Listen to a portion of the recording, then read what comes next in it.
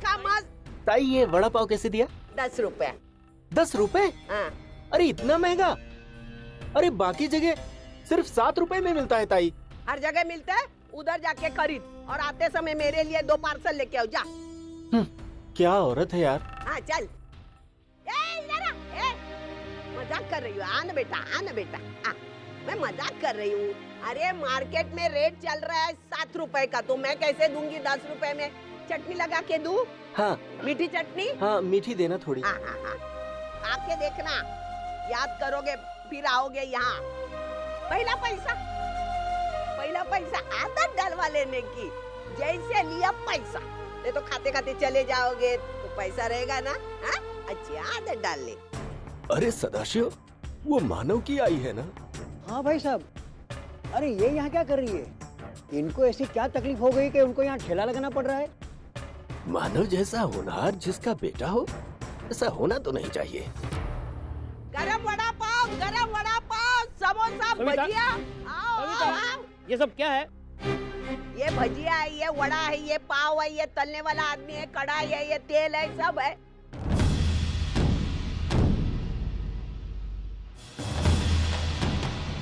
क्यों कर रही है ये सब? हाँ? ऐसा करके साबित क्या करना चाहती हो तुम? साबित क्या करने का, टाइम पास कर रही हूँ। Time pass? हाँ, देखो खाली दिमाग शैतान का घर होता है। जब से मेरा बेटा घर छोड़ के गया, मैं अकेली घर में बैठती हूँ।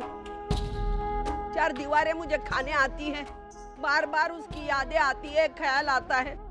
तो मैंने सोचा उसकी यादें, उसके ख्याल, ये सब अगर बंद करना है तो मुझे अपने आप को बिजी रखना चाहिए, ताकि मुझे फायदा भी होगा और तकलीफ भी ना होगी। और इसीलिए मैं ये सब कर रही हूँ। अगर मेरा बेटा आपको मिलेगा ना तो उसको बोलना, बेटा आई की चिंता मत कर, वो जी रही है तेरे बगैर भी।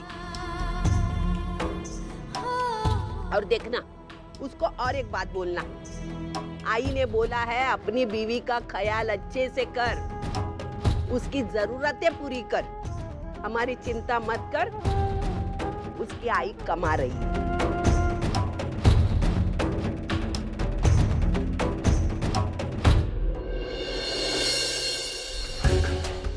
चलो अर्चना।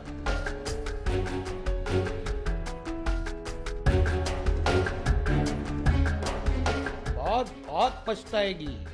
एक दिन इसका खामियाजा तुझे भुगतना ही पड़ेगा। अभी क्या कम भुगत रही हूँ मैं? तो अलग से जाके मुझे भुगतना पड़ेगा। मैं जो कर रही हूँ मेरे खातिर कर रही हूँ। चुपचाप काम कर रहे, आए दिमाग चाटने को घर में, इधर सब जगह। क्या चाहिए बहन जी? 2 प्लेट भजिया पाव पार्सल देना। भजिया पार्सल? हाँ हाँ देती हूँ। कितना? देती हूँ 20 रुपए।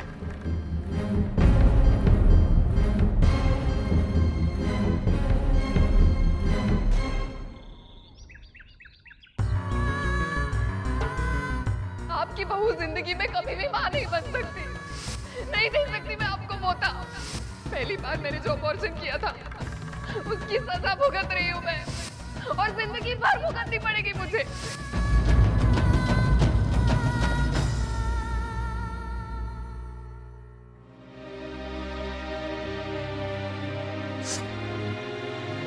इतनी बड़ी बात जो सीधे सीधे मुझसे, मेरे घर से जुड़ी हुई है। मेरे बेटे बहू ने मुझसे छुपाने की कोशिश की। नहीं आई, हमने तो बस। हमें क्या सतीश, क्या? अरे अपनी जिंदगी के साथ खिलवाड़ किया है तुम लोगों ने। साथ मेरे जज्बातों के साथ में। अरे एक तरफ मैं अपने पोते के लिए सपने देखती रही, जाने कितनी बार कहा होगा तुम लोगों से, लेकिन तरस नहीं आया तुम्हें अपनी आई के ऊपर? एक बार भी नहीं लगा कि आई को सच्चाई बता दे? क्यों सतीश?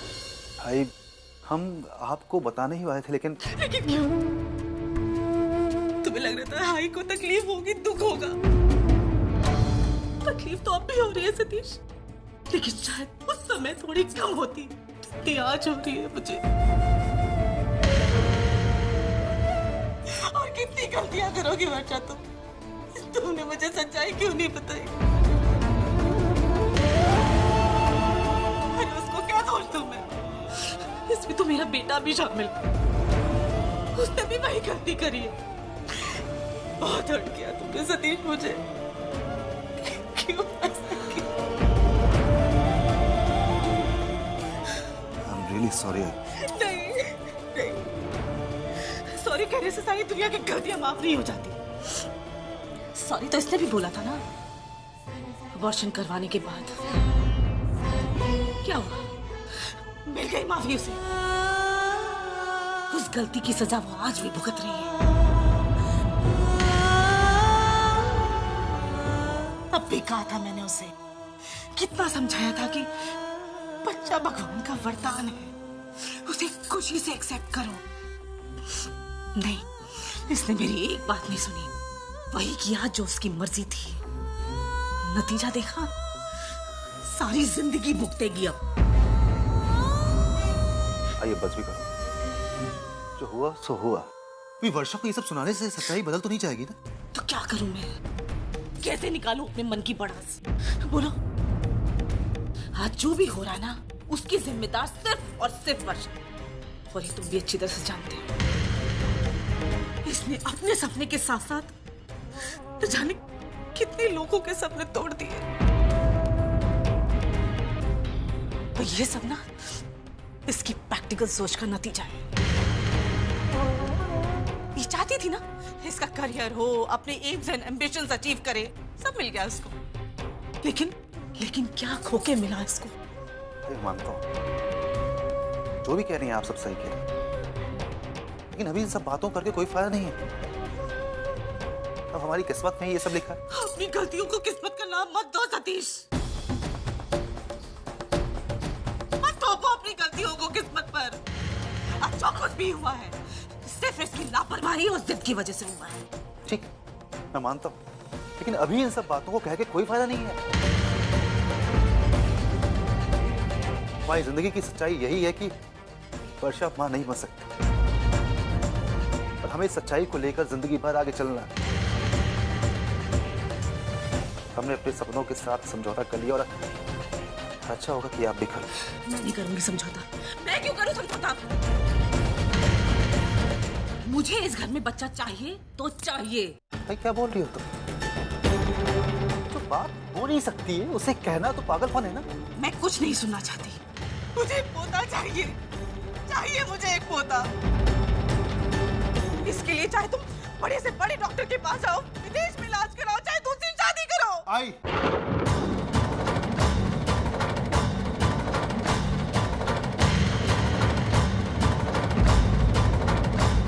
क्या बोल रही हो? मेरा कहने का वो मतलब नहीं था, लेकिन सतीश एक बात सुनो, तुम्हें चाहे जो भी करना पड़े करो, लेकिन मुझे पोता चाहिए, समझे तुम?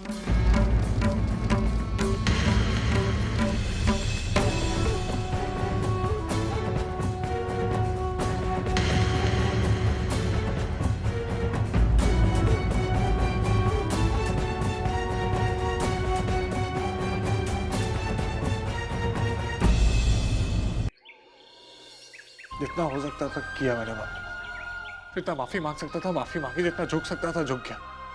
पहले बात हमारे बीच की थी, लेकिन अब नहीं।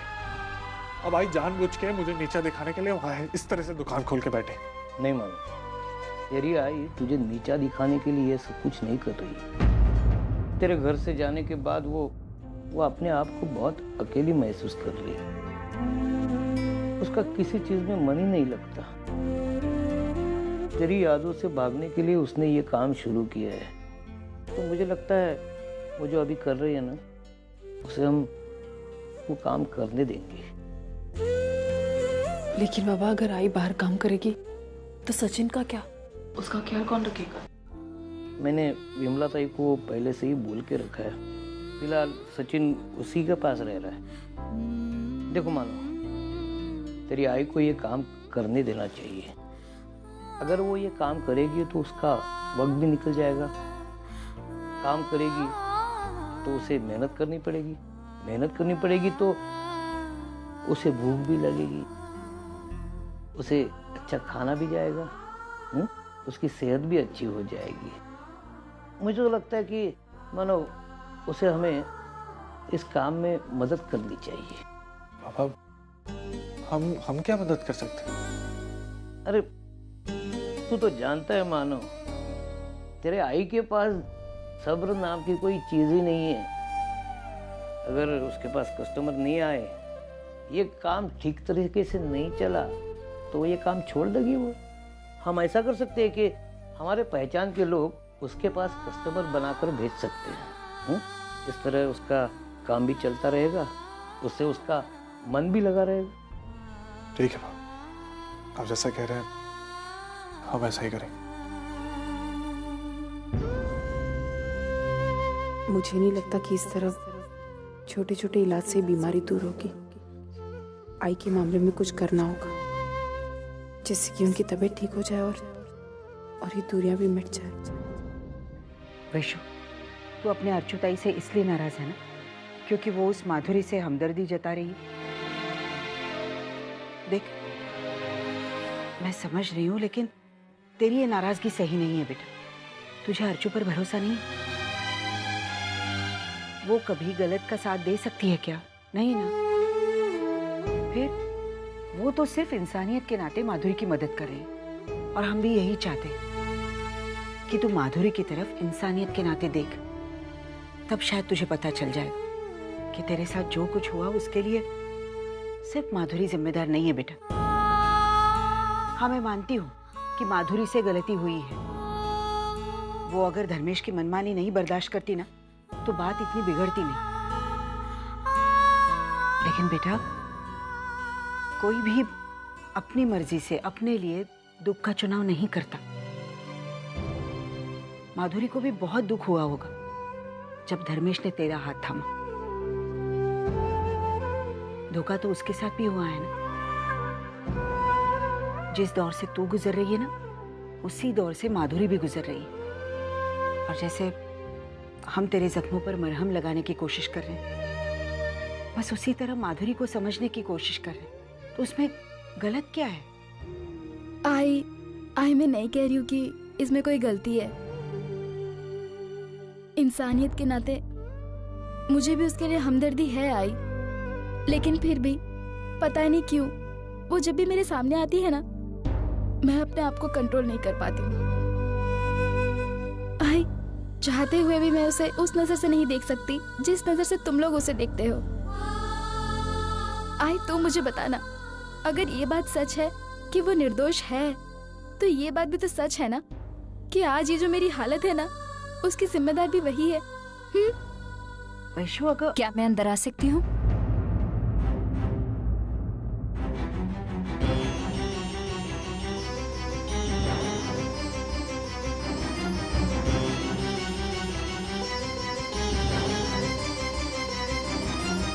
आइए ना।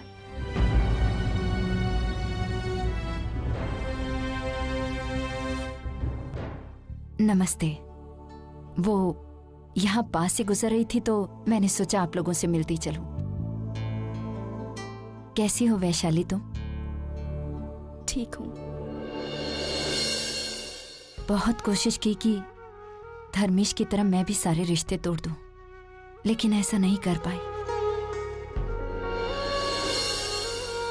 हमेशा यही ख्याल रहता है कि मेरे बेटे की वजह से तुम्हें कितनी तकलीफ हो रही है। वैशाली, यकीन मानो, बहुत अफसोस है मुझे अपने बेटे की इस हरकत पर। मैंने कभी सोचा भी नहीं था कि वो ऐसा भी कर सकता है। माँ, जाने दीजिए ना, मैं उन सारी यादों को भुलाकर जिंदगी में आगे बढ़ना चाहती हूँ। सच कहूं तो मैं खुद यही चाहती हूँ वैशाली, कि तुम सब कुछ भुलाकर आगे बढ़ जाओ। लेकिन एक बात का ध्यान रहे, धर्मेश से रिश्ता टूट गया इसका मतलब ये नहीं कि हमारा रिश्ता टूट गया, बल्कि मुझे तो लगता है कि हमारा रिश्ता और भी गहरा हो गया। पहले तुम मेरी बहू थी, अब तुम मेरी बेटी हो। बहुत नाइंसाफी की है मैंने अपनी इस बेटी के साथ। अब पश्चाताप करना चाहती हूँ। बेटी जब भी मन करे ना, अपनी साई से मिलने जरूर आया करना, मुझे अच्छा लगेगा। हाँ माँ, मैं जरूर आऊंगी। मैं सच कह रही हूँ, मेरे मन में आपके लिए बिल्कुल भी कड़वाहट नहीं है। मैं आज भी आपका उतना ही रिस्पेक्ट करती हूँ जितना पहले करती थी। और कुछ भी हो जाए, मेरी कोख में आपका जो पोता पल रहा है ना, मैं उसको आपसे कैसे अलग कर सकती हूँ माँ।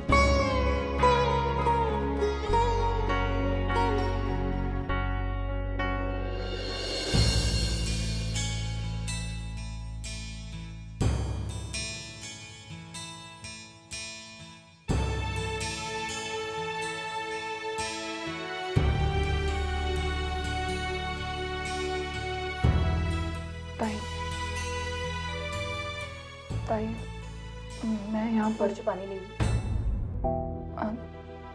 नहीं, मुझे पानी नहीं चाहिए ताई। मैं एक्चुअली। इससे क्या हो गया? ये तो बड़ी ऊंची नाक वाली है। माफी मांगने आई तो माफी मांग ना वर्षु। तुझे पता है ना, मैं तुझसे ज्यादा देर तक नाराज नहीं रह सकती और ये नाटक वाटक नहीं कर सकती। ताई, तू ऐसे क्यों बिहेव कर रही है मेरे साथ? देख, मैं जानती हूँ हमारे बीच में झगड़ा हुआ था, लेकिन मैं आज फिर भी तेरे पास आई हूँ तुझसे बात करने। ताई, बहुत जरूरी। देख, मुझे माधुरी के बारे में तुझसे कोई बात नहीं। माधुरी के बारे में नहीं, मुझे अपने बारे में कुछ बताना है।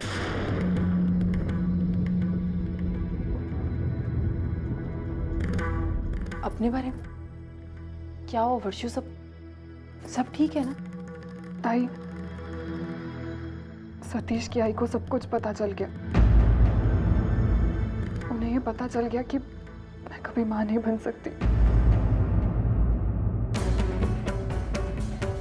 जब अपनी उम्र की 4 औरतों के साथ मैं बैठती हूँ ना, तो सब यही कहते हैं कि शादी कितने साल बाद कोई खुशखबरी क्यों नहीं सुना रहे हैं। आपकी बहू जिंदगी में कभी भी मां नहीं बन सकती।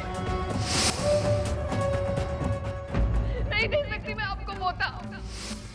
पहली बार मैंने जो अबॉर्शन किया था, उसकी सजा भुगत रही हूँ मैं। मुझे पोता चाहिए, चाहिए मुझे एक पोता। इसके लिए चाहे तुम बड़े से बड़े डॉक्टर के पास जाओ, चाहो तो विदेश जाओ इलाज कराने के लिए, चाहे तो दूसरी शादी करो। लेकिन भाई, ऐसा कैसे कह सकती है वो? क्या उन्होंने एक भी बार ये नहीं सोचा होगा कि ये सुनकर मुझे क्या लगेगा? अनजाने में ही सही, लेकिन दूसरी शादी। भाई, मैं मानती हूँ मुझसे गलती हुई है। मेरी किस्मत इतनी खराब है कि पापा ने मुझे वो गलती सुधारने का मौका तक नहीं दिया। लेकिन ताई, अगर मेरे अपने इस तरह से बात करेंगे, दूसरी मैं कैसे बर्दाश्त? वर्षु, तू रो मत। मुझे ऐसा लगता है भावना काकी ऐसा नहीं कहना चाहती होंगी। उन्होंने गुस्से में आकर तुझसे ऐसा कह दिया। मैं भावना काकी से बात करूंगी, लेकिन तू रो मत।